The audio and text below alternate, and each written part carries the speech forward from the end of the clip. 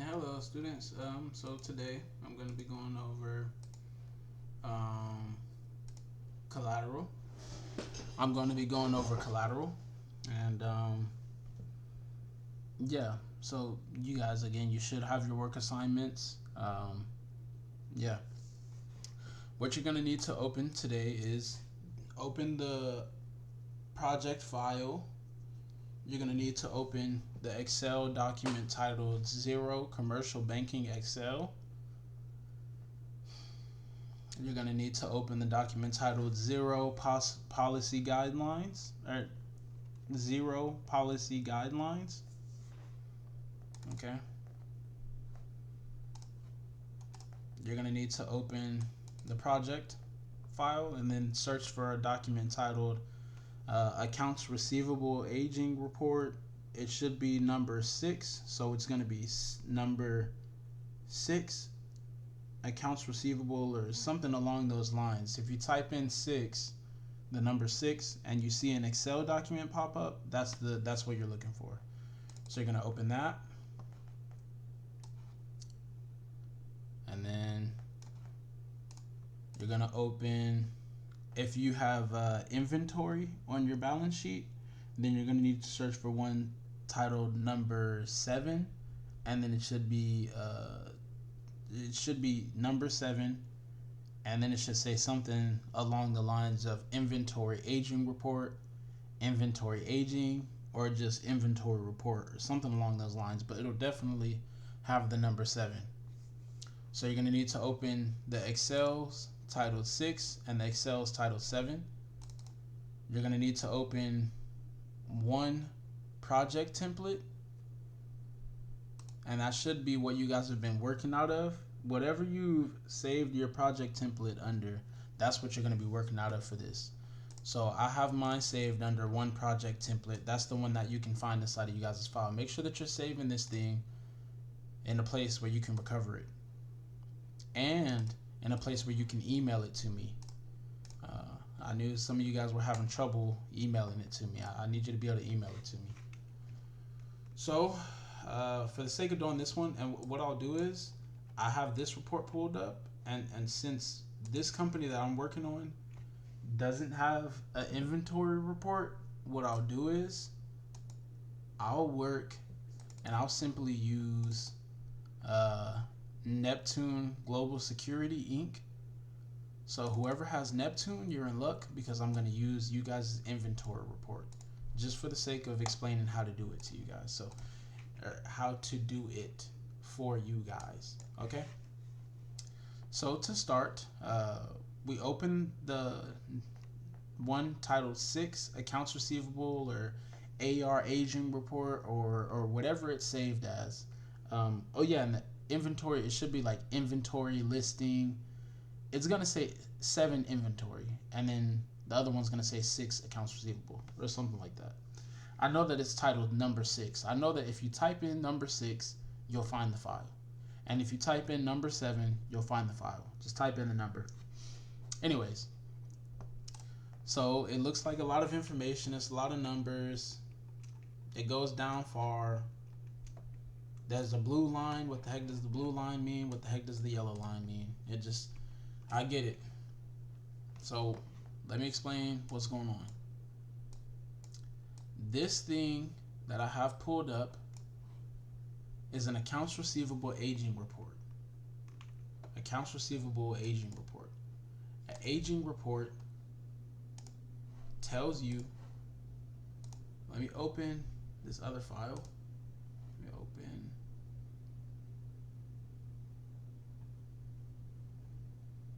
Let's open Neptune's financial statements. So when you open Neptune Global Security Inc., you see that it says total accounts receivable, and then you see that it says finished goods 3341. So what an AR aging report does is it takes your total accounts receivable and it tells you what customers owe you money, how much money they owe you, how long that contract has been outstanding, and then it gives you an average. This is the average number of days it's been outstanding. So that's what it tells you. It tells you who owes me what, how much of it they owe me, and then it breaks out how long they've owed me that money. That's what AR aging reports tell you. They break down what is going on in a company. So, and you're probably wondering here again, well, what is this yellow section? Why is it yellow? Well, the reason why it's yellow is because last semester I realized that some of the students had a hard time locating the 3 largest accounts. Now, the 3 largest accounts are going to be on the top of the page. Logically, it's going to be at the top of the Excel document. However, I understood that they were confused, so I highlighted it in yellow. That way you guys don't have the same excuse that they have, because here, as you see, it's yellow. So just look for the yellow section, and that's going to explain it to you. What we're going to do is we're not going to take this yellow section yet. We're going to go all the way down, and there should be a section that's highlighted in blue, and it should have the average total days outstanding. It should have the total outstanding. It should have the total due within 30 days, total due within 60, to due within 90, and due within 120 days. So again, we have our totals. I'm going to scroll that to the top to make it easier for myself. We have our totals, and then we have this chart over here on the left. This is our commercial banking Excel. 0 commercial banking Excel. Remember, we have our chart down here to explain it. If you guys get confused, you can go down and find that chart. I'm going to move it out the way because it's kind of distracting. Okay, so what are we looking at now? What we're looking at is our accounts receivable. If we zoom out, we have our borrowing base. And I'll go and explain the borrowing base later on. Okay, and that's what we have the policy open for.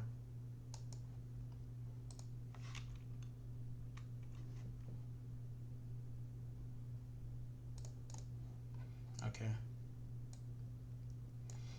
So what's this first largest account? Don't worry about that yet. What's the second largest account? Don't worry about that yet. Don't worry about the third either. Right now, I want you to go all the way to the bottom right here, row 7, cell B7, and I want you to go to the right, C7, total receivables, due within 30 days. So where do we see our total receivables due within 30 days? So in our AR aging report, we have this column titled due within 30 days. Right here, we have 1 through 30. Logically, we're going to take our total that's due within 30 days, and we're going to put that here. So it's going to be 405,627. Enter. If it doesn't auto fit for you, just come right here, double click it, it'll auto fit. Okay. So now we have 30 to 60. What does 30 to 60 mean? Well, right here on the AR aging report, we have something that says due within 60 days. Then we go down to our blue section, and then we have our total. So our total that's due within 60 days. That sums up all of our aging, all of our AR that's due within 60 days. So now 312,099, 312,099, enter. Here, what does 60 to 90 mean? Well, we have due within 90 days. It doesn't go and due within 60 days. So we have due within 90. Then we have our total, 153,490, 153,490, enter. That's what 60 to 90 means. 60 to 90 means it's due within 90 days, but it's due after 60 days. So that's due within 60 days to 90 days, which means it's not 90 days old yet, but it's past 60 days old. This right here, that means it's not 30 days old yet. This right here, 30 to 60, it means it's older than 30 days, but it's not 60 days old yet. Okay, so now let's go over one more. And we have over 90. What does 90 plus mean? Well, it means it's due. Oh, it's beyond 90 days outstanding, which means that it's past 90 days. So we have our total. We have 108,681. So we're gonna do 108,681. And it just occurred to me that some of you guys might accidentally put total outstanding and you're due within 30 days. Make sure that your total, which is going to populate in cell K7 on the commercial banking Excel, is the same value as the number in total outstanding on your accounts receivable Excel. So for me, that's 979,000, and that's how you can check. If that number is different, then something went wrong, and you might want to check what happened. Now, we're going to go into the section for our first 3 biggest, largest customers. As you can see, they have way more outstanding than the rest of the customers have outstanding. Now, what is the total outstanding, Makai? Well, student, the total outstanding is cash. This is how much cash they owe us. This is how much services they've bought from us, or how much inventory they've bought from us. So Oro wheat, right here, we're gonna put Oro wheat. So you're trying to protect. Oh, nah, that sucks. Okay. Make sure you guys unprotect the sheet. If you don't know how to unprotect the sheet, you're gonna go into review. There should be something right here that says protect, or it could say something else. I don't really know what it's gonna say. Maybe it'll say protect, I don't know. But there's like a little key or something up here. It's gonna be under review. There's gonna be like a lock. You're gonna click that, and they're gonna click unprotect, or whatever yours says. Okay, well, yeah. Oro wheat, Jack Daniels.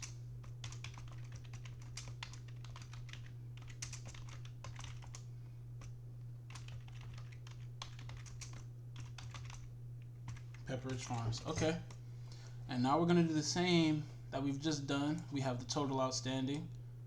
We have due within 30 days, due within 60, 90, and 120. Then we have our average outstanding. So let's go ahead and do it. 64671. 86228. 32335. So mind you, I'm pulling this information from Oro wheat, due within 30 days, 60 days, 90 days, and 120 days. So we got them right here, and then we're gonna do 32337. Now we're gonna go down. I'm pulling from Jack Daniels this time. I'm pulling from due within, we'll start with due within 30 days. 68241, 214, 68214, 55953, 29107, 19109. And now we're gonna go to Pepperidge Farms, 96429. 96429. 476, 19107. We're going to do 6371. Okay. So now let's compare that with the total outstanding. We're going to compare what we have here with what we have here. 215571, 215571, 172383, 172383, 167383, 167383. So we have all the right numbers. Again, these are concentrations in excess of 15%. And you might be wondering, how did we come up with concentrations in excess of 3%? Well, we came up with that through our policy guidelines. So that's going to be a PDF file titled 0 Policy Guidelines. And now if you go and search, we're going to keep scrolling. Here's a section on collateral shortfall. We're not worried about that yet. Debt service coverage ratio. Nope. Let's keep scrolling. That's how you grade risk rating. Loan request. Character. Capital policy. Collateral policy. Right in collateral policy. So in collateral policy, we have good collateral, loans given, blah, blah, blah, blah, ROA, blah, blah, blah. Then we have section 4, collateral policy, subsection 1, AR. So that's going to be located on page 11 of your policy guidelines. And under company policy is to consider 60%, blah, blah, blah. The point is, we're at concentrations. So concentrations, it says all concentrations more than 15% with an individual customer should be removed from eligible collateral calculation. So that means any amount greater than 15% has to be taken out of the total AR. So if we calculate 15% of the total accounts receivable, we get $146,000. So if we take 215 and then we subtract $146,000 from that, then we have $68,000 of collateral that's ineligible. We can't use it because that's excess of a 15% concentration. That means 15% more, greater than 15% is held with this customer. And the reason why we're taking that out is because we don't want to take collateral for a customer in excess of 15%. We're assuming that we're only going to be able to get 15% of that accounts receivable. So we're going to take everything above that 15%. Let's do the same here. If we did this minus 15%, it's going to be 25%. If we did this minus, we're going to get 20,000. And that's how we come up with the excess of 15%. Then we have our total excess right there. So hopefully everyone kind of wrapped their head around how to find this section. And if you didn't, I'll show you how. Go up. We have section 0.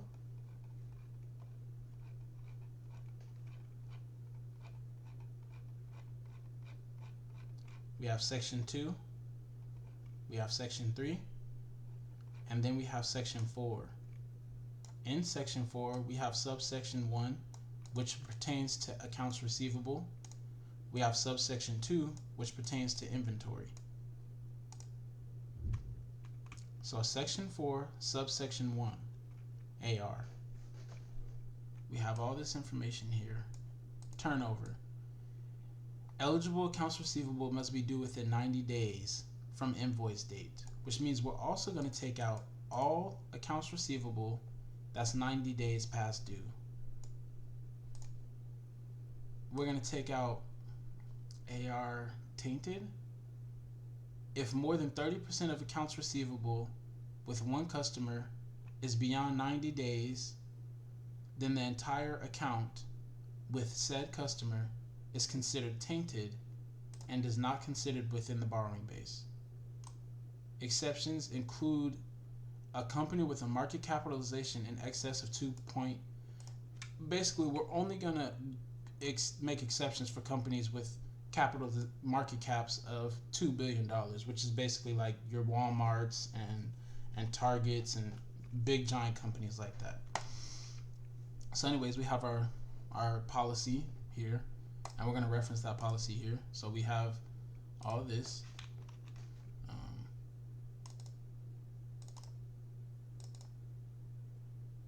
right. Okay. Now let's come over here. We have our eligible AR. Our eligible AR is calculated by taking our total accounts receivable, then we subtract out all AR greater than 90 days, and then we subtract out all concentrations greater than 15%. So it calculates it for you. And then we multiply that by 60%. And again, let's go on reference policy and make sure that that's within policy. So our policy says company policy is to consider 60% of eligible accounts receivable as collectible and thus part of the customer's borrowing base. So in this situation, we have $469,000 worth of accounts receivable that we can take. Now, let's go and see how much of a loan these guys want to borrow from us. Let's go back to the top of our project. We're giving them a loan of $1 million. So we're going to go to actual loan amount, and we're going to put 1, 1, 2, 3, 1, 2, 3. So now we have a borrowing base with a deficit, which means their collateral is insufficient to cover their borrowing base. Their collateral or their borrowing base is insufficient to cover the loan. That's what I meant to say. Okay? Well, that's how it is right now.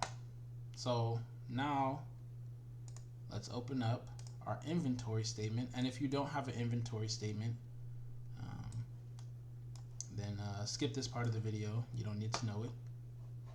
But if you do have inventory, you need to know this part. So we have our inventory, and remember, if you have Neptunes, then this is your inventory, so you might want to really pay attention here. It'll save you some time. So as we can see, they use SKU numbers to keep inventory, which is a stock keeping unit number. That's stock keeping unit number. And remember, a SKU, S,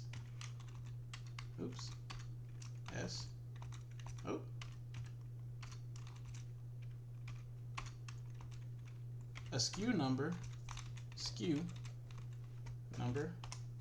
is a way to keep inventory, and it's a very, very good way to keep inventory. If you have a company that has SKU numbers, they're usually pretty sophisticated, which is what we like. You're going to scroll all the way down to the bottom where it says information. Yeah, it has information. Right?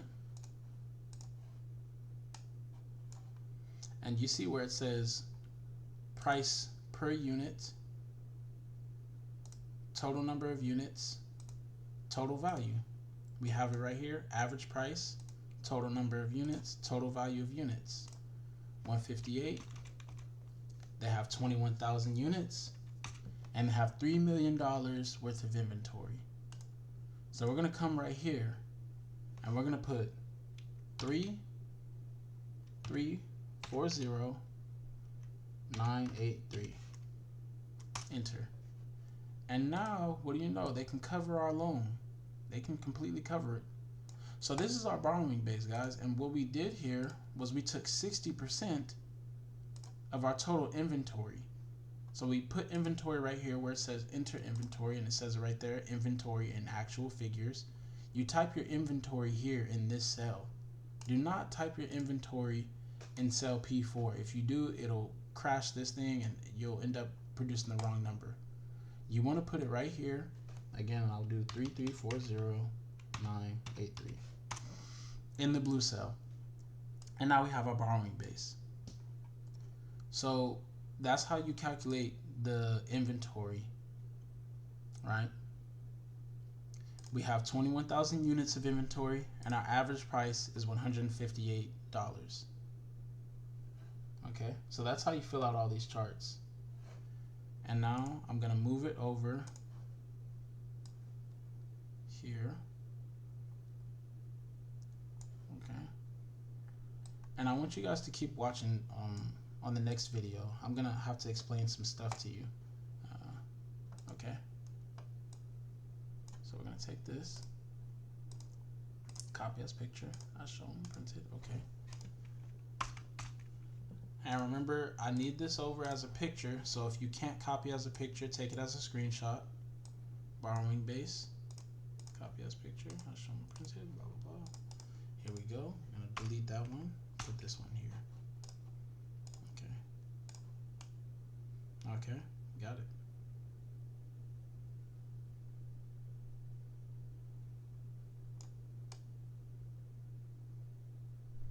Okay, there we go. We got it. Okay, and now, watch the next video. Thanks.